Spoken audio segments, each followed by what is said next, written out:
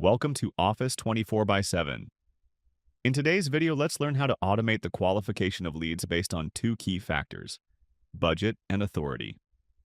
This workflow enables the system to instantly identify and qualify high-potential opportunities by evaluating the most relevant lead fields.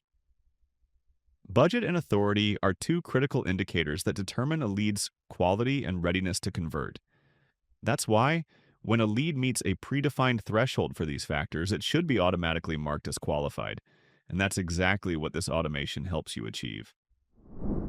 Let me show you how this works in action. Here you can see the leads object. Notice that in this particular lead record, the budget amount estimation and authority identified fields are currently empty.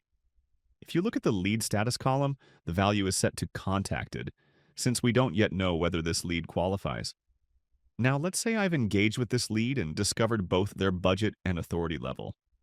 I'll update the budget amount to $75,000, and since they're a decision maker in their organization, I'll set the authority field to yes.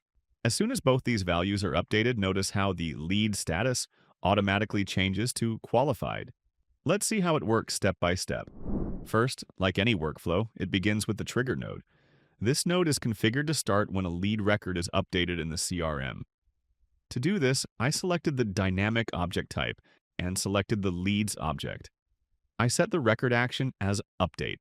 So whenever a lead is updated, this workflow triggers automatically. The next step is to evaluate the values in the budget and authority fields. For this, I've configured the if-value condition node. This node checks whether the budget amount estimation and authority identified fields meet the defined thresholds. To set this up, I selected Object under Object or List, chose the Leads object, and then picked the Budget Amount Estimation field. The validation was set to greater than 50,000. Since I want both budget and authority criteria to be satisfied, I used the AND condition and added another condition for the Authority Identified field, setting its validation to is yes. If both conditions are met, it indicates that the lead is both budget qualified and authority qualified, marking it as a strong potential opportunity. Then the next step is to update the lead status to qualified. For this, I've added a field update node in the workflow.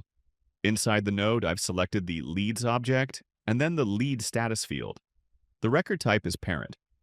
From the dropdown, I selected the value to which the existing value should be updated to as qualified. This will update the lead status field value to qualified if the predefined criteria are met. After this, I end the workflow with an end node.